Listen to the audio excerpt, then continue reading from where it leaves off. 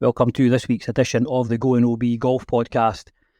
I said I was going to go out and find guests who have an interesting story in the golf world, and I think I found one today. Jonah, how's things? Things are good. Good. Thanks for having me on. Yep, it's good to speak to you. So we contacted each other through some various social media. You are the founder of Precision Pro, the rangefinder business, but you also have a bit of a backstory as well. So I'd like to try and dig into some of that. But before we get started, good weekend for American golf, eh? Yeah, it was a good week. It kind of felt like a blowout. Yep. And to be honest, I didn't watch the event. I watched the highlights. I'm kind of I'm a warm weather fan. I watch Ryder Cup, the Masters, and maybe the U.S. Open PGA Championship.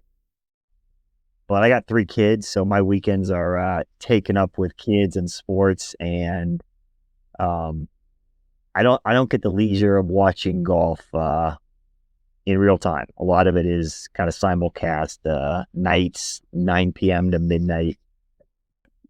In between work and family and everything that everybody else is keeping up with. So, yeah, I'm with you. So the Ryder Cup's obviously the big one when it comes to team golf, and that is the proper rivalry. I did say last week, and I will stand by my comment, that the President's Cup seemed to me to be a bit of a good feeling story for the Americans because they don't have as good a record in the Ryder Cup, particularly in the last few years, whereas that's the one that 11th straight President's Cup. So is it a bit of a confidence boosting thing for the Americans that let's play the international team?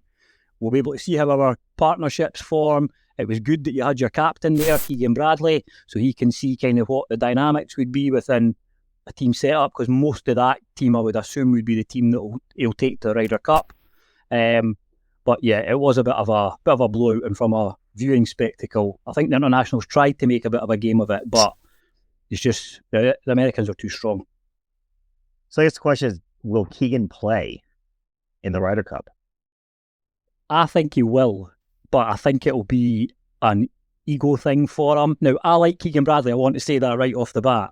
And I watched the Netflix documentary, and I felt heart sorry for him when he wasn't picked, and had all the boys there, and then he was still cheering the Americans on afterwards.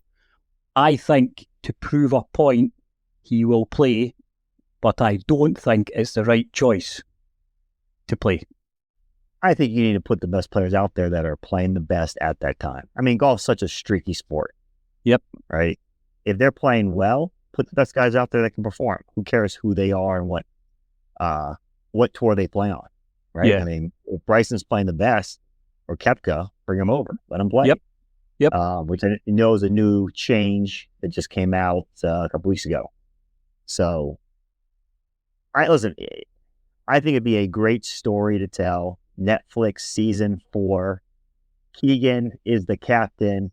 He hits the winning putt. The U.S. wins the Ryder Cup, and it goes full circle. Yeah. So. Yep. Well, it's almost written in the stars that that's potentially the way it's going to go if he does pick himself to play. But I think from past watchings of Ryder Cups, they put so much into being the captain. I think being a playing captain would potentially take away from some of the build-up for him, and he maybe takes his eye off the ball and the Europeans sneak another one. Although we're not very good when we come over there. So, yeah, maybe from a selfish point of view, I want him to play. Okay, so as a European, why do the Europeans play so well in the Ryder Cup but not on the President's Cup? Well, we're not in the President's Cup, so it's internationals. Oh, so it's international. Oh, yes, okay. It's So all you different layers. Yeah, so it's all the rest of them. So you've got your Australians, South Africans, Canadians, everybody else from that side, and then obviously the Ryder Cup's European side of it.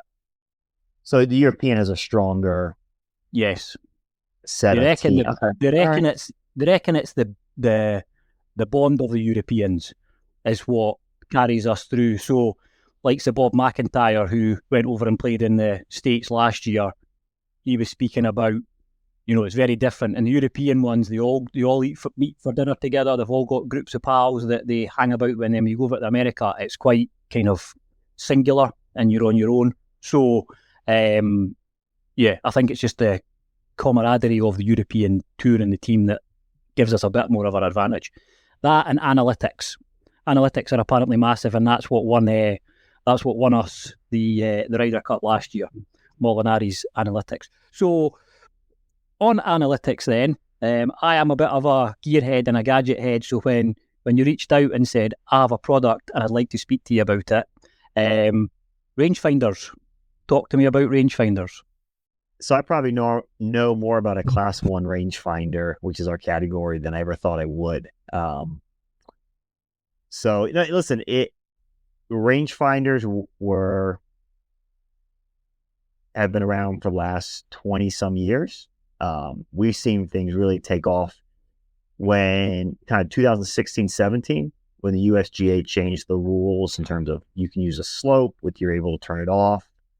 And kind of that ruling, but we've been in business for 10 years. So 2014, we launched the business with the whole idea of let's make a good product at a great price and allow anybody that needs a rangefinder to afford one. So back in the day, it was Bushnell, Nikon, and Leopold that were kind of competing for the space. And their price points were high, $300, $400, $500 US.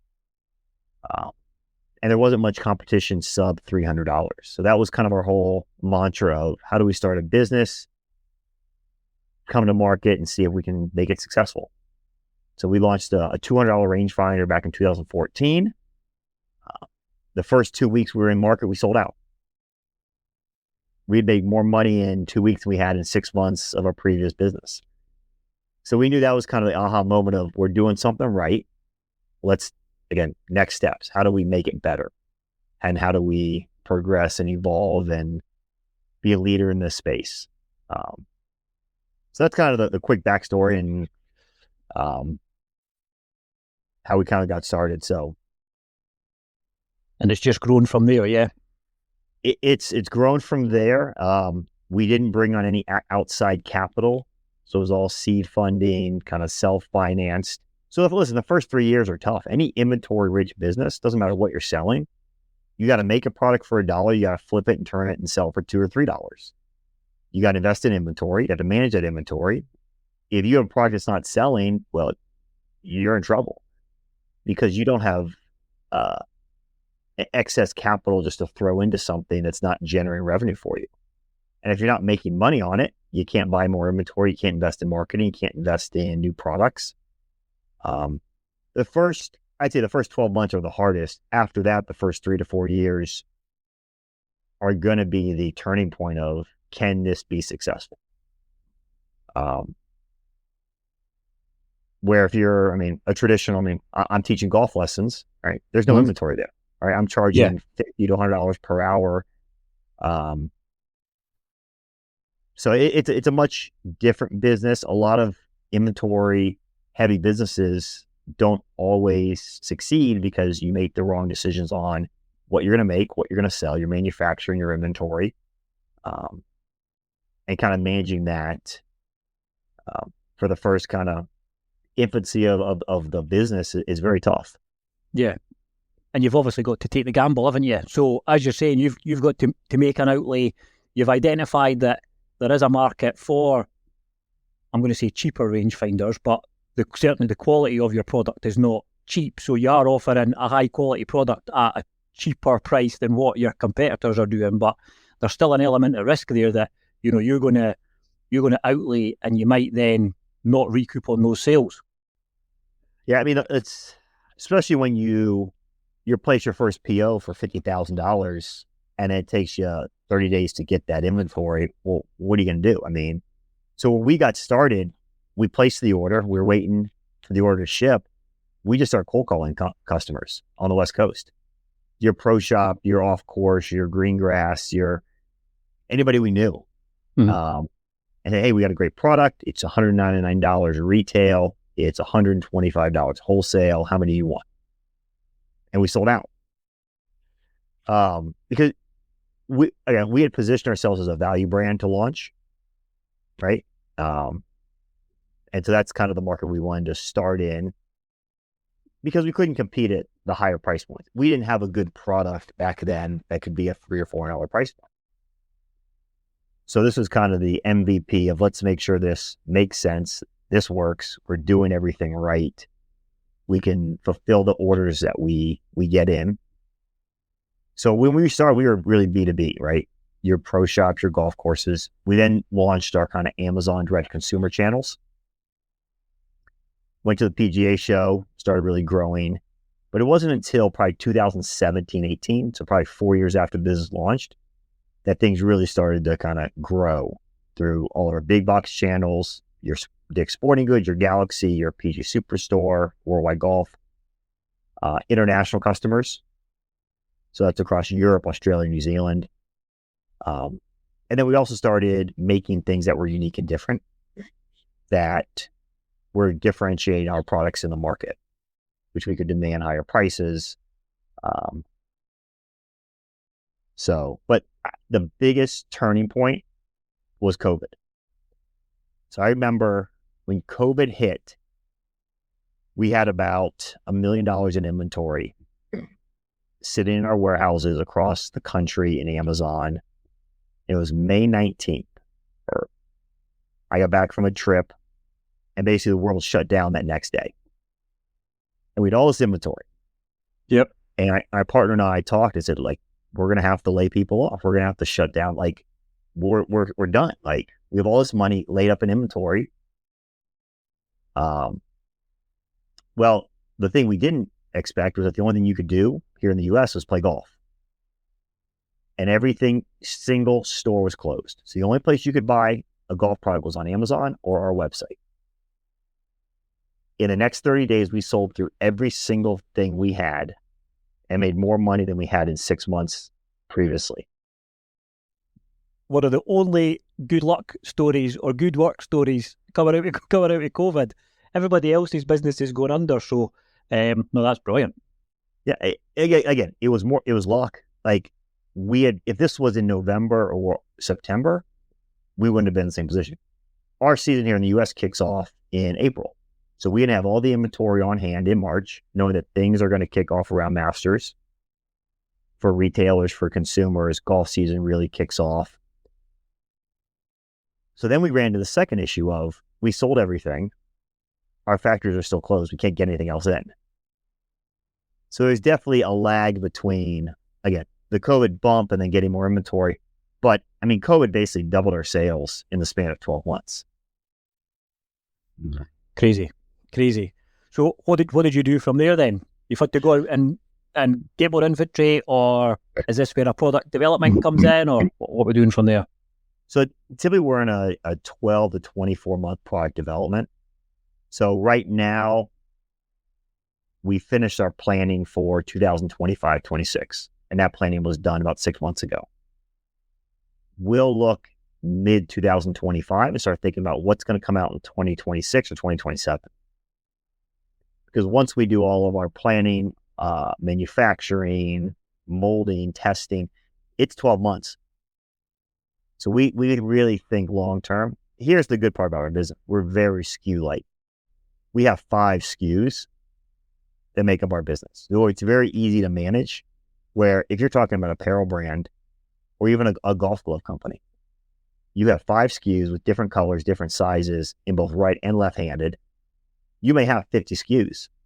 And you have to manage exactly how much inventory you need in each one of those SKUs. So we're kind of lucky in that we've kept things very, very streamlined. But our new stuff for 2025 is our new Titan series.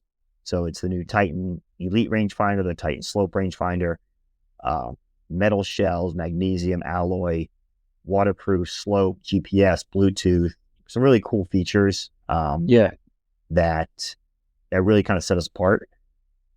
And we're also going after more of the premium brand now. So we're going after that kind of $300 to $400 price point consumer, and really kind of creating us as a kind of top tier brand to compete with Bushnell at that higher level pricing. Yeah.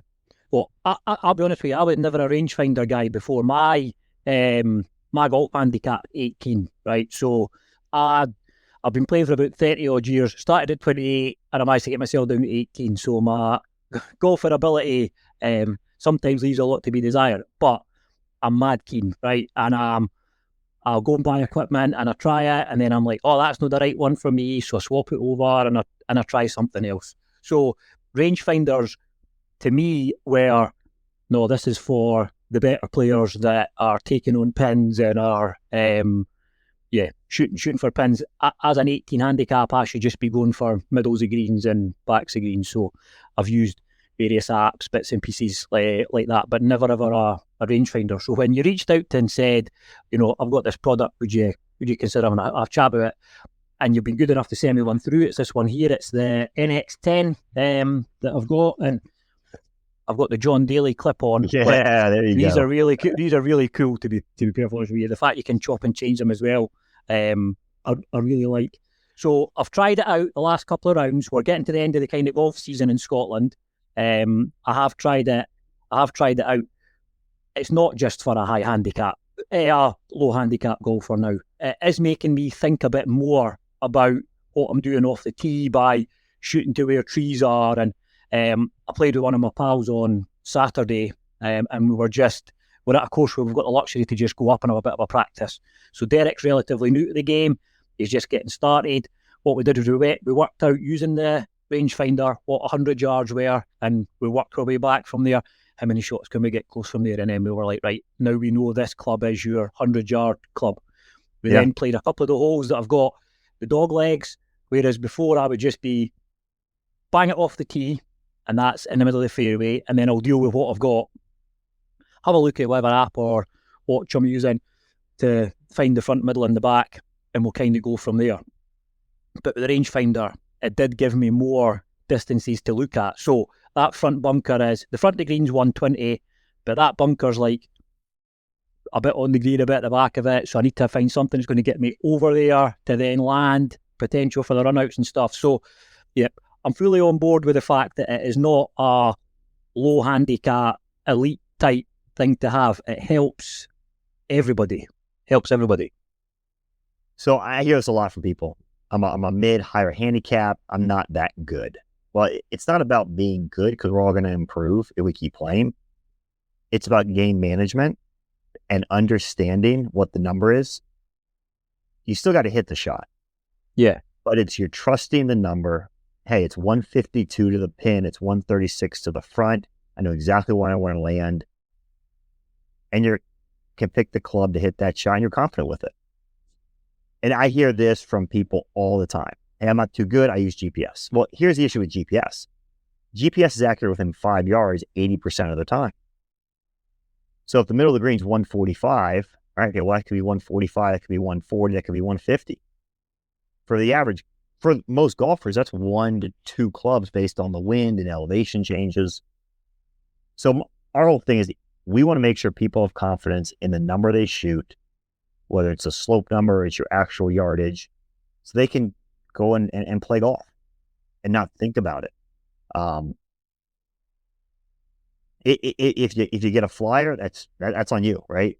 I'll give you the number. Yeah, you still if got you can't hit that number. Yeah, you can't hit that number. That's on you. That's on you. Yeah. Now, okay, there's the first time you used a rangefinder. Did you compare it to an app or a GPS when you were playing? Yeah, I have a GPS watch. What was your kind of feedback, or what did you trust more? What was your feedback after using both side by side? Right. So on one of the holes, I checked my watch and I was 135 to the middle of the green from where I was standing. I pinged it with a rangefinder and the flag was 131 and the front of the green was 120. So I hit my 8 iron, which I knew was not going to go too far back. It was a relatively big green. Was not going to go too far back. And I didn't catch it flush all the time, because that is the thing. You're saying you need to know your numbers. And I do know my numbers to a degree, but not bang on that I could say that is a whatever club. So I didn't quite catch the 8 fine, but I knew I wasn't going to have any issues to getting it to the back of the green. I wasn't going to fly it, but I could drop it at the front, and that's what happened. I kind of dropped at the front, rolled in, was about pin high, about 5 or 6 feet for the pin, and then missed the putt. But that is part of my game. That's what happens. As you're saying, you can give me the numbers, but you can't get from there. But yeah, very, very accurate from what I could see. An initial kind of me having a go of it. Yeah, I liked it. Gave me a bit more confidence. So, I tell people, take GPS, whether it's a watch, it's an app. We have our own app we've developed, and a rangefinder, right? You get all the numbers. You know exactly what the distance is. You don't have to guess anything. I mean, I played in an event, the Live Golf event, and I got your yardage book. I mean, they are marking every single bunker, sand trap. The greens have the slopes on them. It's amazing, right? It's all the information the pros get that you see.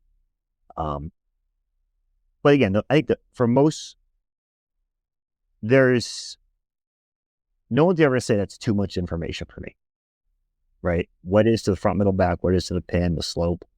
So I actually played with a caddy a couple months ago, and he only gave me the actual distance. He never gave me the slope adjusted distance. I said, well, what's the slope? He's like, it doesn't matter. I was like, yes, it does. Because I know what my club should be playing based on the actual and what the adjusted slope is based on wind. So if you tell me it's 150 to the pin, but I know it's uphill 10 yards, like I need to know that. So we definitely did not see eye to eye on that. So I kind of started shooting the pin myself because for me, I want to know what the slope is because I'm pretty in tune. I'm a 5 to 6 handicap. I know how far I should hit each club. If I hit it right, I should be within 10, 15 feet of the pin or the target landing spot every time. Yeah. Yeah. No, it's definitely features to have. And that was the one I was looking at as well. So I'm still looking at a number and it's maybe like 205, but then slopes 215. So I was going with the slope number, which is obviously the main one, eh? Yeah. Now, here's one thing that people do. If you're playing a tournament, you can't use slope. Yeah. So what you can do is on practice rounds, you can play a practice round on slope and the guys will mark what the slope adjustment is from different spots, right? So from this yardage is 200, but you add 10 or take off 10. And a lot of guys will do that, especially, the amateurs that'll play because in the tournament, they're not going to be able to see that number. But those numbers are pretty accurate based on what you're shooting from different pin locations on the course. Yeah. Yeah, but it's good to know that you have had similar conversations with other kind of mid to high handicappers as well that have said the same thing. Like I said, I do like a bit of tech and a bit of gear and things. So when I have, I borrowed my brother-in-law's rangefinder one time when we were playing up in St Andrews.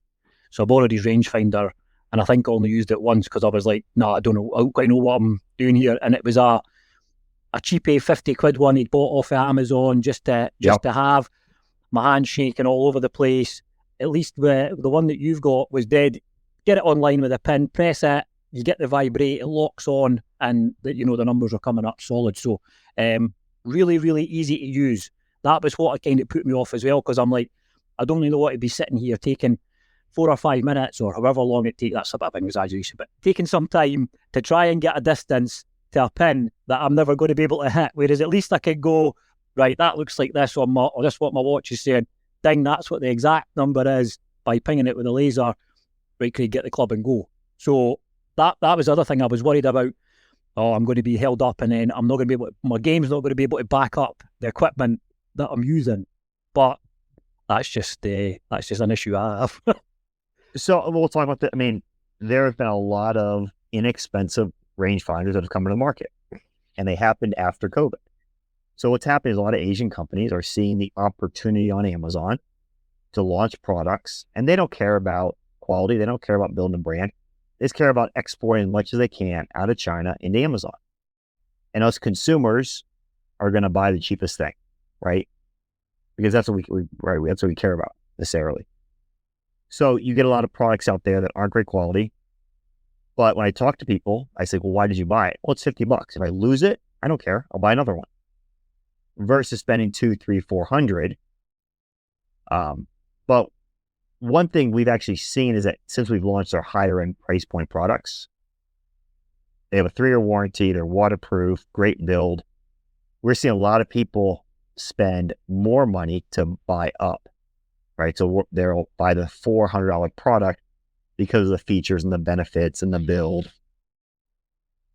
But listen, I think anybody that buys a $50 rangefinder and sees value in it, their next one should be one that's a little more expensive, that's actually warranted, that they can trust.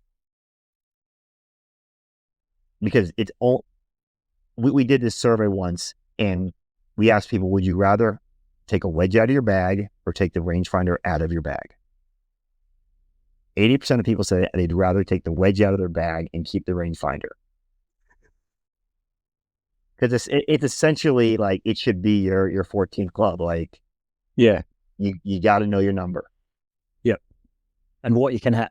As I said, that's my issue at the moment, is I don't quite know what to hit. But it actually came at quite a good time, because I'm about to embark on some proper playing lessons. We will be shutting down for the winter quite soon. The weather's been horrendous here in Scotland just now, so we'll be shutting down for winter soon, and I'm going to get a proper winter programme.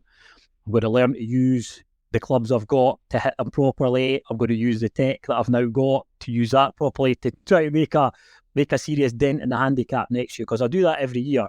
Oh, I'm going to try this, I'm going to try that over the season, and over the close season, I don't do it. But I've now actually got access to people that can help me with that. I've got my new co-host coming on. She's a former Ladies European Tour player. I've spoken to one of the guys that's going to do some coaching with me, who's a young kind of up and coming pro over in Scotland. So we're going to do some lessons with him, using your technology as well, and the rangefinder you've given me. I'll be using that to know my numbers, and once I know my numbers, that will come into its own, I think. So seems to all be falling into place for Craig at the moment. We just have to get out there and start beating some balls and getting some numbers, and we'll take it from there. So that's my plan. Every year I try to get 2 or 3 lessons and work on one thing. And then the second thing I did this past year was I got a SkyTrack launch monitor. Right. So I set that up in my attic above my garage and set up a net, hook it up to a TV, and I'll hit 30, 40, 50 balls 3 times a week. I'll do it even during the summer, right? It gets me just swinging and working on different things, draw, fade, low, high. Golf is such a feel game, right? When you're feeling it and things are rolling and you're swinging correctly, it's a fun game. But when you're not playing well and you're not swinging the club correctly, like, it's not a fun game to play. No, it's a long, arduous journey when you're not when you don't do that, you're not scoring well as well. And it's like, I've still got 13 more holes of this torture to go. And it's supposed to be a pastime that we enjoy. I know it's business for you, but it's meant to be a pastime for me that I enjoy. So why I get myself so stressed and depressed and bummed out about it is, it's mental. So when's the last time you played golf and didn't care what your score was? That's a good question. I am still tied to trying to get my handicap down. I did a couple of weeks ago say that I wasn't going to be bound by a handicap and defined by a number, and I was just going to go and start playing. And then as soon as I turned up at the course the next couple of times, I was like, I'm going to have to put a score in here for my handicap because I feel it today, and we'll see what happens. And then it inevitably goes back up again. Although I'll tell you, the best times I have on the golf course is match play. Stroke play, I beat myself every time. Match play, I am a match for anybody. I reckon I could give anybody a game on match play. We go away on a boys' weekend once a year. There's normally 24 of us. It's like a 12v12 thing, the Tin Cup. So we go away for that, and that is straight up match play. 2-ball foursomes, singles on the Sunday. That's brilliant. I prefer looking in the eyes of somebody and being like, right, me and you, 18 holes, let's go, see what happens. I much prefer that to stroke play. And I've tried sometimes to take the mentality of match play into stroke play. So even if I'm playing with my pal, right, I'm putting in a score here, but I'm going to try and beat Derek and see what I can get, and then always fall by the wayside because I'm so defined by that number and that high handicap. So some of the best golf I've ever played, didn't know what I was shooting. I would write my score down, but I didn't think about it. I just played. So recently, it was about a month ago, I got invited to an event, and I didn't know I was going to play or not. 2 minutes before the tee off, guy didn't show up, and it was a play your own ball. Went out and shot even par on the front nine, but didn't even realize it until the guy I'm playing with said, "Do you know what you shot?" I'm like, I have no idea. So listen, golf is 80% mental, 20% physical, right? If we're in our own heads, we're not going to play well. If we're thinking about different things, or we're thinking about the last shot, or how we doubled the last hole or hit it in the water, it's a negative, right, situation. I think the best I played it, I've just been free. I've played, I've hit the ball. I'm not worried about the score, right? The goal is keep the ball in play. Keep it. If I can eliminate the hazards, eliminate the three putts, hit it in the middle, I'm going to score well. Yeah. There's definitely something in that. So I was in Florida in the summer, and I met up with my pal Eric, who was up from Denver. He was doing a bit of a Eric's World Tour of America, playing golf courses all over the place and whatever else.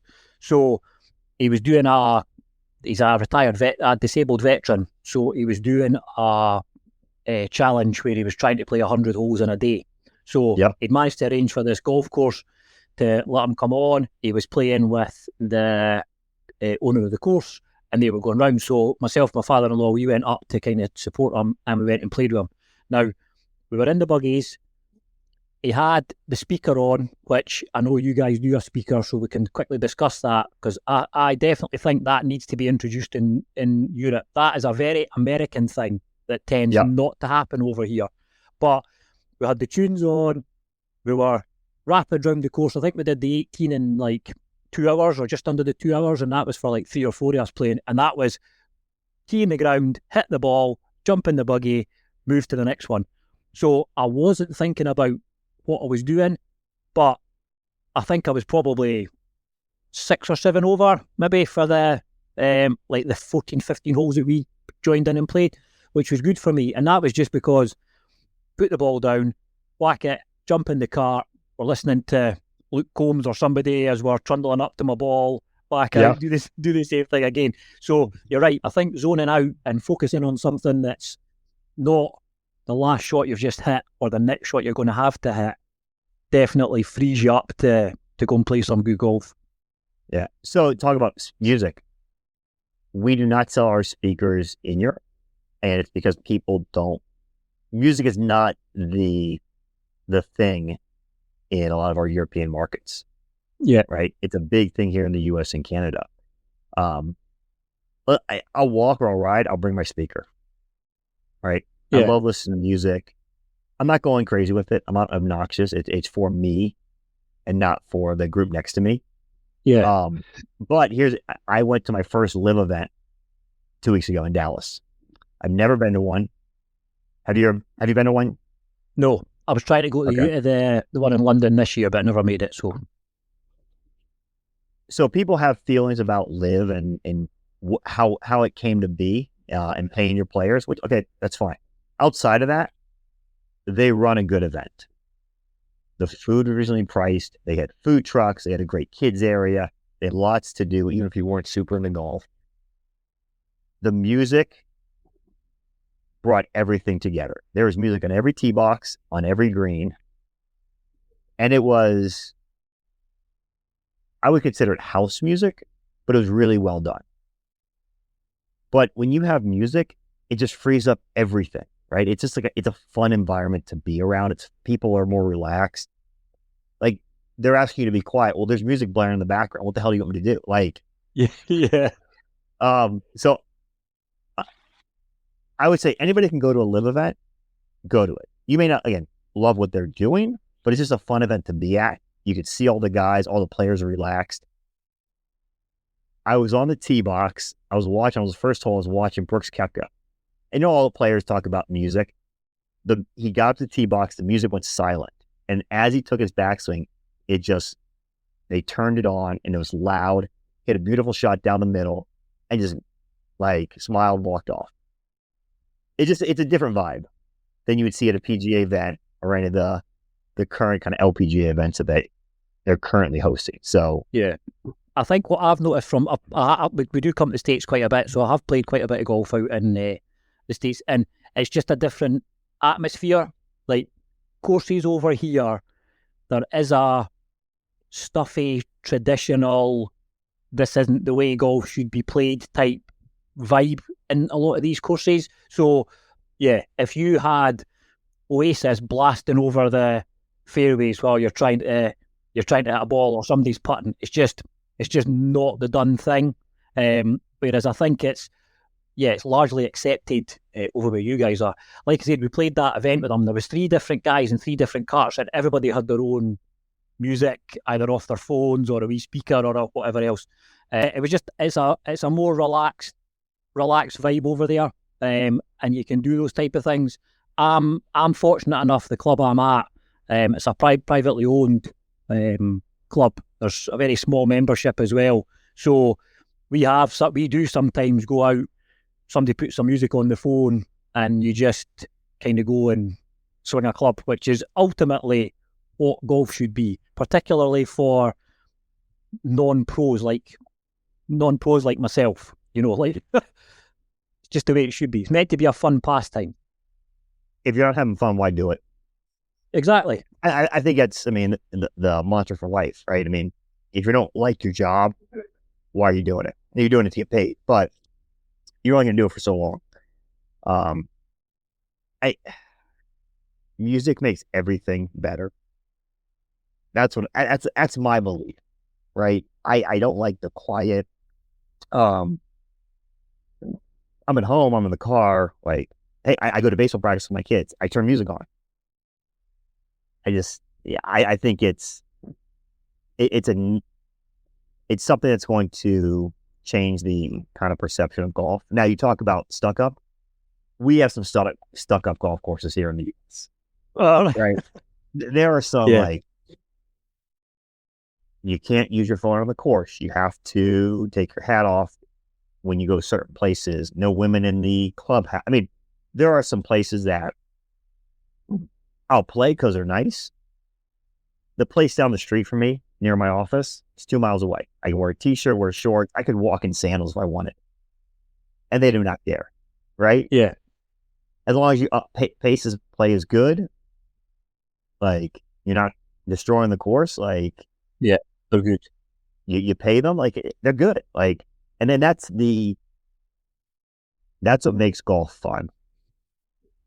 Yeah, right? I think as well, that's what tends to drive a lot of people away from it, is this whole perception of, oh, it's a bit stuffy, there's so many rules, I'm not going to be able to just go on, and particularly people starting out, going on and trying to learn, you're never going to get them over that threshold of getting them on if they've got all these rules and regulations. The game's hard enough with the rules and regulations of what you're allowed to do, whereas you're going to really shout at someone and complain about them because they've got a bit of music on that's not being horribly loud and trying to put off the whole place. It's not a concert you're having in your buggy or as you're walking up there. It's just a bit of music to relax you, get rid of the silence, because I think sometimes the more silence you get inside your own head, don't you? So your head starts stressing about it, whereas, as I said, if you're just walking down and a bit more relaxed, then it's a good vibe. But I'm surprised that it hasn't taken off over here, and you've obviously done the research. Otherwise, you would have been selling them over in this neck of the woods. But yeah, I think it's something that needs to be brought over. Well, I think the other thing is, majority of the courses you're walking, right? You're not riding. Yeah. Where here, I would say 80% of courses you're riding. So you have the opportunity to have the speaker and the music. Yeah. So I go to the PGA Show every year for work. And there's definitely, you could see different companies and the manufacturers and which ones are a little buttoned up and kind of wearing the suit jackets and the ties, versus the ones that are wearing the loud prints and the bold kind of boosts. Cobra, for example. Cobra is a great example, right? They go loud, they go bold, they go different. They had a DJ at one of their trade shows with an ice luge and a pair of shoes like in an ice box. Right? When you walk over to Titleist, they're whites, jackets, ties, like very buttoned up. Everything's locked up. You can't touch it. It's like the pristine premium kind of vibe. So you have golfers on both sides of it. I think with the younger golfers these days, it's going to trend more to the younger, louder lifestyle, music, fun vibe and environment. That's my hope. So Yeah. I'm No, kind I think it is, and I think I had obviously had a bit of a look at your brand on the before we're going to speak, and you seem to be ambassador wise getting all the right type of people. So obviously you're tied with good. You were four players well, aren't you? You do stuff with him. Yep. I think I've seen Eric Anders Lang have something, and then John Daly as well. So you don't get more up for a party and having some fun on the course than John Daly. Daly's been a fun one. Great personality, great ambassador. So we started with kind of the content creators back in 2017 with Eric Anders Lang, who runs Random Golf Club, and with No Lane Up. Those are our first two. Great partnerships, and they've kind of grown with us as we've grown with them. We replaced Eric Anders Lang with Good. So Good hits a much younger demographic at kind of 12 to 30. No Lane Up's a really nice kind of 30 and up demographic with kind of their content, their podcasts, and the videos they do. Barstool Sports, we started working with this year on some podcasts and some videos and content. And then John Daly was brought on 2 years ago. He actually reached out to us because he liked what we were doing.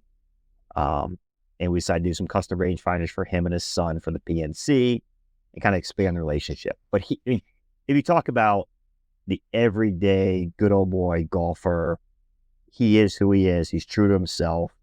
You may not agree with a lot of his political stances, but that's not like, it doesn't matter, right? We're golfing. He'll go out and drink a case of beer and play golf barefoot and have fun. I think he has more fun when he's not playing in events, because I think he just enjoys being out there and meeting people and playing and having a good time. Yeah. He's been one of my favourites for years. In fact, he's in my ultimate 4-ball. I pick him every time. So there's me, my dad, Tiger, because you can't leave him out, and John Daly's my fourth. And if I can't get Tiger, it's one of the local football guys from over here, or soccer guys from over here, Ali McCoist. I don't expect you to know who he is, but he would be my other ultimate 4-ball if I could get them. So I got the chance to ride with him and Kid Rock. Oh, that would be some pain for a couple holes. I wasn't playing. I was there kind of supporting one of his charities. It was an experience. I mean, Kid Rock is not the best golfer in the world, but he's having a good time. Daly had just come out of knee surgery, and probably should have been playing. He wasn't ready for it yet, but it was a party. They had about 10 cases of alcohol over the course of 18 holes. Every other hole, there was a shot girl or shot alcohol purveyor providing lubrication for the course. But it was definitely a fun event. So that was your 4. I would pick, I'd pick Bryson. Mm-hmm. I picked Daly. Now I know they did a video together, which is awesome, but I'd pick those two. And then I would go with I think Bubba would be fun. Yeah. Bubba Watson. Yep. Yep. So, You- listen, here's my story on Tiger. I think Tiger changed the whole game of golf, right? I was at an event 2018. I was on the driving range with a couple kids. You're talking 12 people at most. And the round was over, and there was this 8-year-old kid asking for an autograph for Tiger. And there's nobody around, right? He walks by, doesn't even look at the kid, no recognition, keeps on walking. And I had a 2-year-old at the time. And I really said to myself, like, you're done with your round. At least you could say, hey, like, give the guy a high five, give the guy a ball. Like, you don't have to give him an autograph, but at least acknowledge he's out there to see you. Like, you're the number one face of golf. And that really turned me off after that situation, because I know how I would feel if an 8-year-old's asking an autograph from me, right? As a mediocre golfer. Yeah. Like, Yep. We got to pay it forward. You could say if he was like in game mode and he's about to go out and he's been caught on the hoof, but if he's kind of finished and it's winding down and just disappearing, then that's a bit off from Mr. Woods. But I just think you can't not have him in a four. Well, you didn't, but you can't not have him in a 4-ball just because of the, who he is. How many people get to say played around with Tiger? Very, very, very few. Very few. Whether he would talk to you or not as you go around would be a different story. Because I reckon he would probably be super focused. I know another one who would have Phil Mickelson as well. If we were going down the kind of live one, although I don't think I'd have enough money to sustain a game with Phil if you listen to some of the stories about him. Well, so at the live event, it was Phil, it was Sergio, and it was Bryson playing in a group. Oh, brilliant. It was pretty cool to watch. I walked about 3 or 4 holes. So no, listen, I think go back to the whole live thing, right? I don't know what the perception is over the pond, but over here was Phil said some things he probably shouldn't have, but he was right 90% of the time. And I think kind of blackballed him for the rest of his career with the PGA because of it. But listen, sometimes the truth hurts and people don't want to hear it, but he was right on a lot of things he said. Yeah, so, I was quite on the fence with it, to be honest with you. So, as I said, I've got my 2 pals I did a previous podcast with. One of them was an ex-PGA pro, and the other one is kind of like a social media and influencer type guy. So, Logan was very staunch on the PGA Tour and these guys going away to live, and it wasn't the right thing to do. And Eric was we're trying to grow the game. You want a new audience. Why can't you have music? Why can't you have another one? And I flitted between both. Sometimes I was like, well, yeah, I like watching the PGA, so they've stolen all these players and there's all this background as to how Liv's got to where it is and whatever else. But I still watched it. And there was times where I watched Liv on a Sunday on the last round rather than watching the PGA on a Sunday's last round, just because it was that bit more exciting. I personally think they need to lean more into the team aspect. I think the individual part, and it gets a bit complicated. He's won this event, but the team's won it. And even when they do the podiums at the end, the team prize seems to be the bigger one to win than the individual event. So I think if they leaned more into the team aspect of it, then that becomes their USP, and then they are trying to grow the game and not a direct competition, if you like, from the PGA. But I like it. I do think it's different. As you say, the music, sometimes it can be a bit distracting. You're trying to watch somebody make a putt and you can just barely hear the background music of someone, and I could see why some people might get annoyed about it. John Ram getting annoyed about drones flying over his head when he's trying to hit tee shots and things, but that's just Rambo, eh? He's that type of fiery Spanish character, and if there's something he's not happy about, he's going to moan about it. I will not watch a live event on TV. I don't think they've mastered how to show that type of event. I like the team atmosphere of it, because everything we do right? In sports, it's team, right? Outside of golf and tennis, like in college, right? It's a team game. In high school, it's a team game. Um, I like that aspect of it. The TGL, right? That's going to be a team game. Right? We'll see how that takes off this year. I think in person, I would go to a live event over a PGA event any day of the week. I can't watch a live event on TV. I could watch one on PGA. Necessarily don't want to. I do like how they do the shotgun start because of the timing of it. The issue is that the courses they're playing, I have no idea what courses they play. We don't know those courses as golfers, right? Where we know Augusta or Chambers Bay or TPC, like we know those courses because they've been around. We've seen them every single year. So there's some things they'll fix, but an in-person experience, live is definitely a preference. But then there's certain people in the country that will never be able to go see one because of where they're at and the limited events they have. So I'm hoping it's that it's not going away. And I think the PGA need live more than live need the PGA. You know, with this whole agreement that they're going to be having, and I think the PGA wildly underestimated the reach and what they were going to be able to do and who they were going to get. And then when names started going, they panicked and they're now like, right, we need to try and do something, and that's why we're going to try and get the biggest loss for the PGA is DeChambeau, I think, because in Tiger going off into the sunset and not being as big a draw as he was, Bryson's come out as this man of the people type guy. I've watched him on YouTube. His YouTube channel's really good. He's got such a good personality. He's the one I think you miss watching on a Sunday night when he's in contention.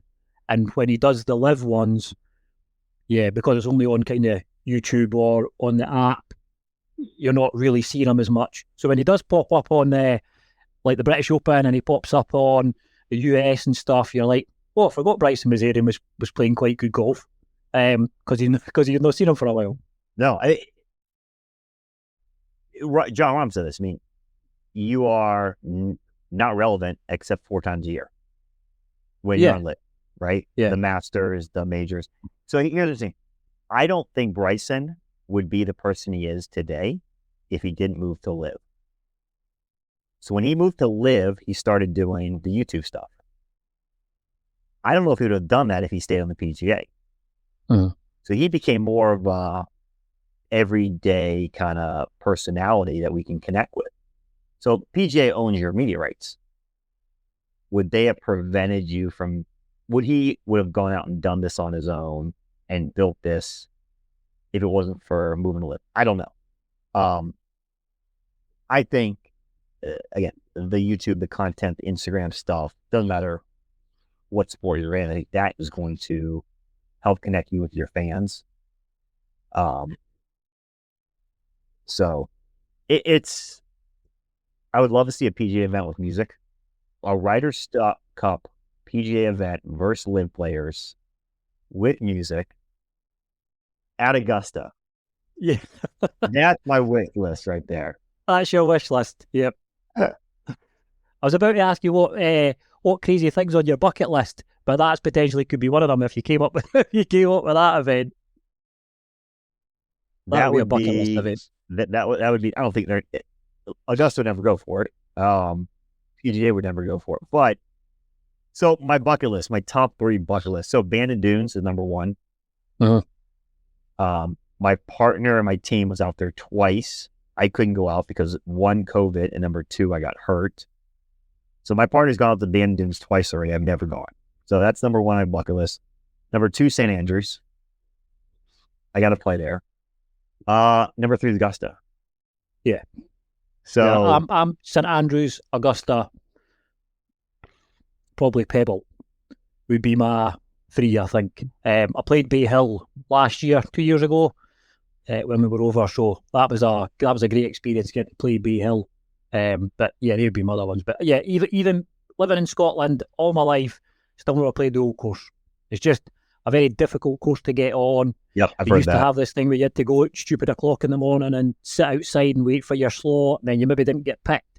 Then you can go on a ballot and you don't get picked. So it's not an easy pay X amount of money and turn up and play. It's a difficult one.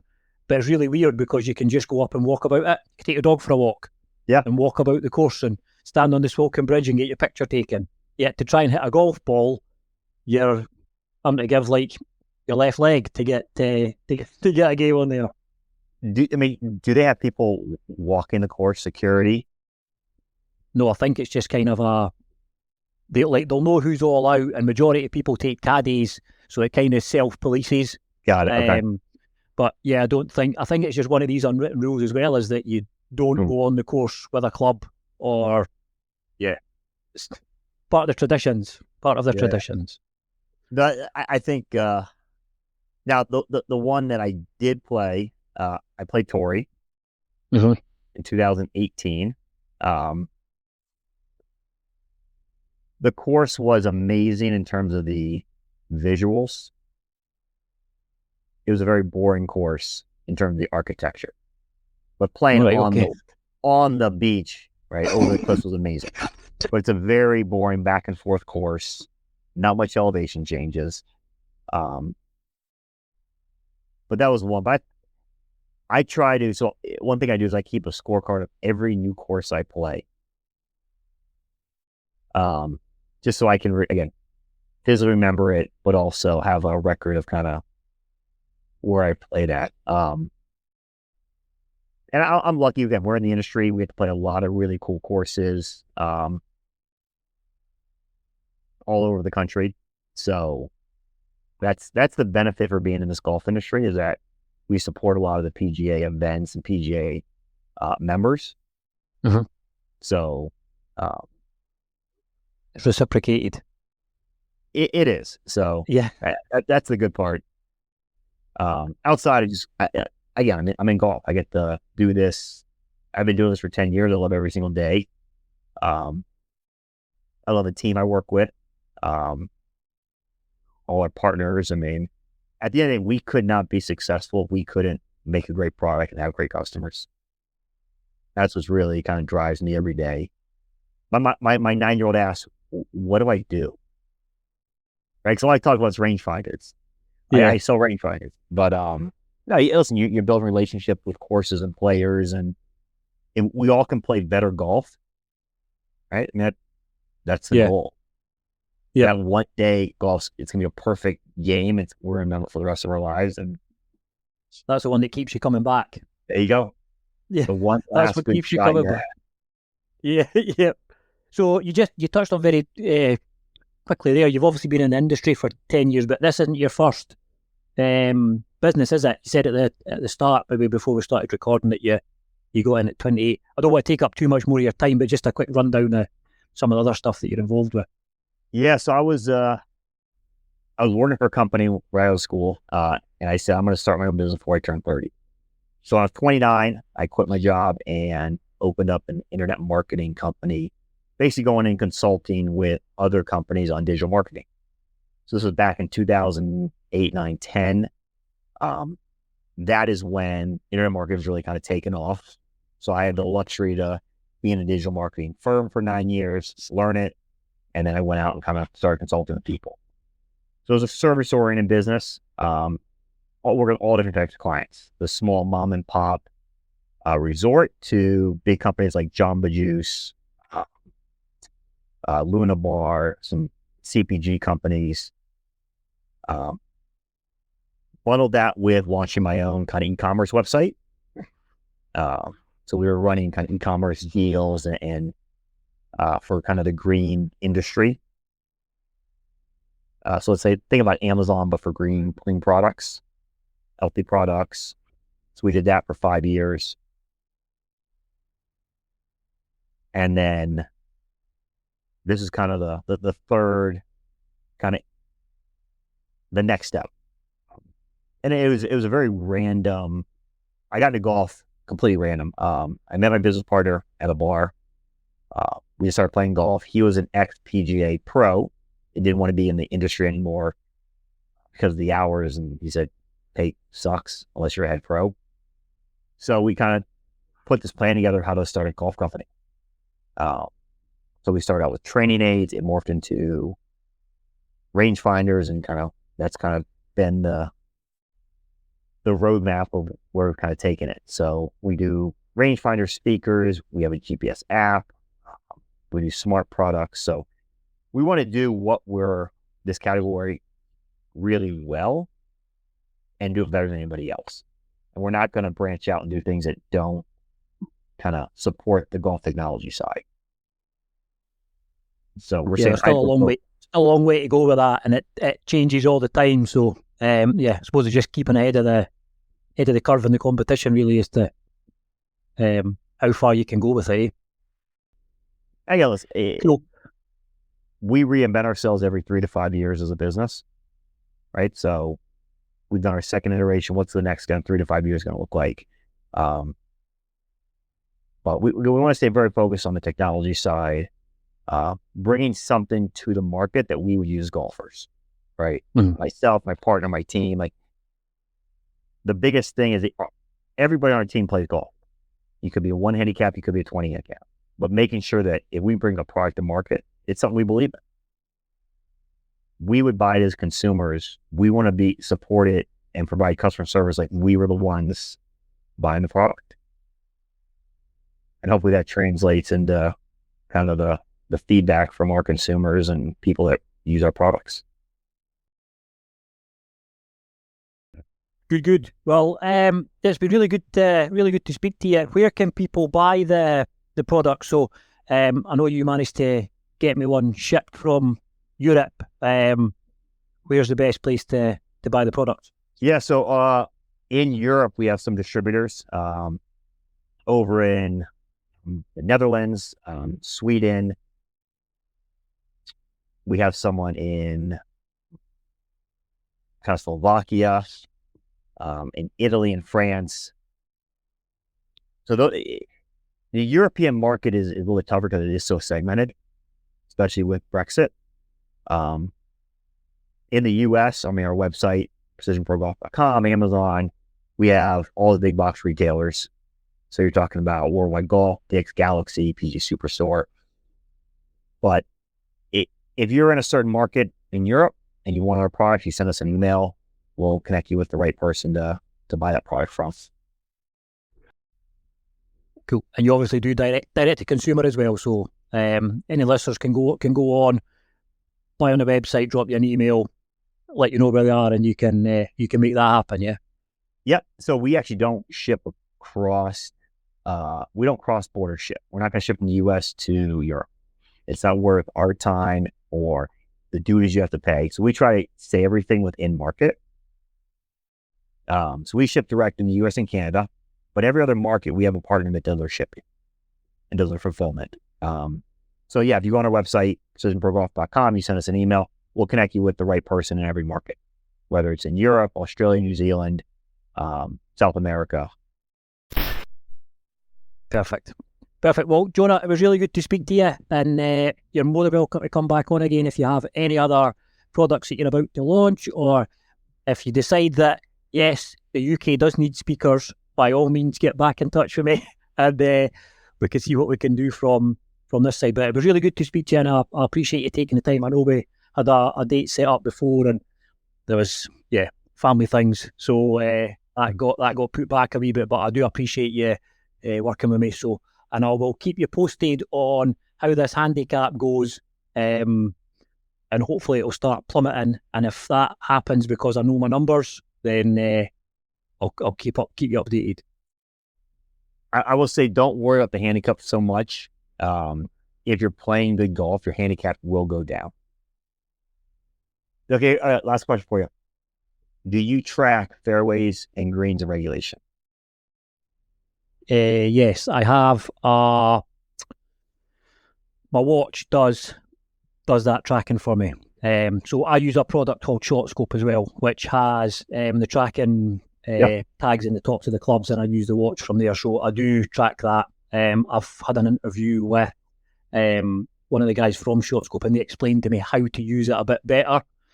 So that is the plan as well, is to try and use some of that stats going forward. Do you know how many fairways and greens you need to hit to shoot 85? No. On average. What do I think I need to hit? Or do I know for definite? What was the question? What do I think, or what do I know? Well, what do you think you need to shoot, or what do you know? How many fairways and greens you need to hit on average during a round to shoot mid-80s? To shoot mid-80s, I'm going probably 50-50 if we were looking at percentages. I reckon I need to be hitting 50% fairways and 50% greens. Yeah, I bet you if you did that, you'd shoot anywhere from 80 to 85. Yeah. So it's the sub 80s I can't get. I've done it once in my illustrious career. I've broken 80, and that was 2 months ago. But then the next game round I went out, I shot a 94. So that just shows you. So I did this with one of my coaches where I looked at what the stats are if I want to be a single digit handicap.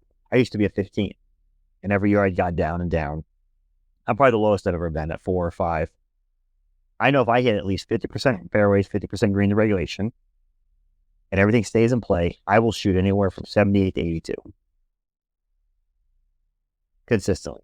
And I'll track my stats, and I'll do it on my scorecard, and I'll look at it every single day that I play golf. I also know I want to have 31 putts. So those are the 3 metrics I look at, and if I know that I did that, I'm going to shoot a score that I am going to be happy with. Yeah, one that's going to contribute to the handicap. There you go. Yeah, but yeah, I'll keep you posted. I'm less about handicap, more about how I'm playing.